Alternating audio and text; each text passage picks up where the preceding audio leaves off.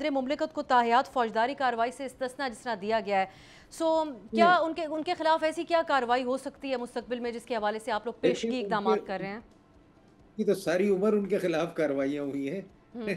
मेरा नहीं ख्याल कि सदर पाकिस्तान के खिलाफ जितनी कार्रवाई हुई है किसी भी सियासी आदमी के खिलाफ इतनी कार्रवाइयाँ हुई हो। लास्ट टाइम भी जब वो सदर से जब वो ओहदे से रिटायर हुए थे तो सबसे पहले वो नैब के पास गए थे। तो ये कब बंद होगी, ये चीजें कब बंद होंगी? कहीं तो बंद होनी है, कोई एक सदर के लिए थोड़ी है। ये तो जितने सदर आए हैं और जितने सदर पहले भी आए थे सबके लिए ये कानून होगा। और मैं समझता हूँ कि प्राइम मिनिस्टर के लिए भी यही होना चाहिए। वो इसलिए होना चाहिए, और आपको पता है इसीलिए मुल्क मुल्क में लोग डिसीजंस नहीं लेते।